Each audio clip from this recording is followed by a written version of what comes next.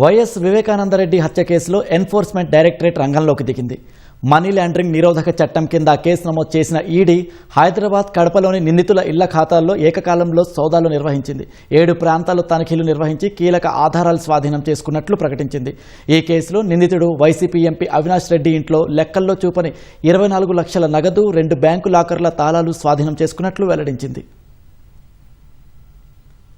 YS Vivekananda Reddy హత్య కేసులో అప్రూవర్గా మారిన దస్తగిరి ఇచ్చిన వాంగ్మూలం ఆధారంగా ఈడీ రంగప్రవేశం చేసింది. వివేకాను అంతం చేయడానికి దేవిరెడ్డి శివశంకర్రెడ్డి 40 కోట్లు ఆఫర్ చేశారని సీబీఐ విచారణలో దస్తగిరి వెల్లడించినట్లు ఈడీ అధికారులు వెల్లడించారు. గంగిరెడ్డి ద్వారా తనకు 5 కోట్లు ఇచ్చేలా ఒప్పందం జరిగిందని దస్తగిరి తెలిపినట్లు ఈడీ పేర్కొంది. సునీల్ యాదవ్ నుంచి తనకు అందిన కోటిలో 75 లక్షలను తన మిత్రుడు సయ్యద్ మున్నా వద్ద ఉంచినట్లు విచారణలో అంగీకరించారని తెలిపింది. అనంతరం సీబీఐ జరిపిన దాడుల్లో సయ్యద్ మున్నా లాకర్ల నుంచి 46.7 లక్షల నగదు, లెక్కల్లో లేని ఆభరణాలు స్వాధీనం చేసుకున్నారని ఈడీ వివరించింది. హత్యకు కుట్రలో ఐపీసీ సెక్షన్లతో పాటు భారీగా అక్రమ నగదు మార్పిడి, మనీ లాండరింగ్ జరిగినట్లు స్పష్టం కావడం వల్ల ఈడీ అధికారులు విచారణ చేపట్టారు. హత్య కుట్రలో భాగంగా సొమ్మును నిందితులకు ఎవరిచ్చారు, దీని వెనుక ఎవరున్నారు, ఇంత మొత్తం ఎక్కడి నుంచి వచ్చిందనే కోణాల్లో ఈడీ హైదరాబాద్ జోనల్ అధికారులు దర్యాప్తు ప్రారంభించారు. అందులో భాగంగా 5 బృందాలుగా ఏర్పడి ఏకకాలంలో 7 చోట్ల సోదాలు చేపట్టారు.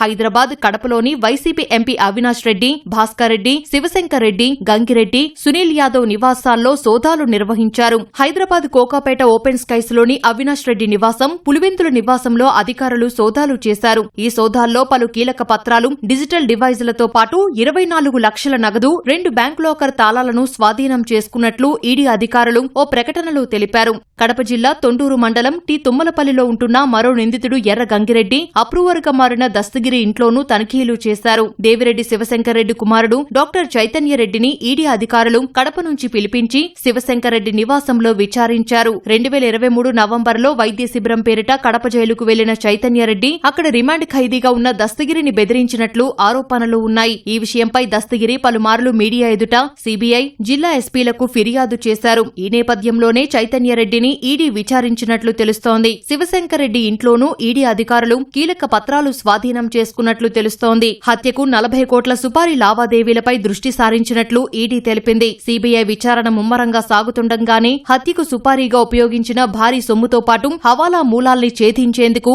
ఈడీ రంగంలోకి దిగినట్లు తెలుస్తోంది.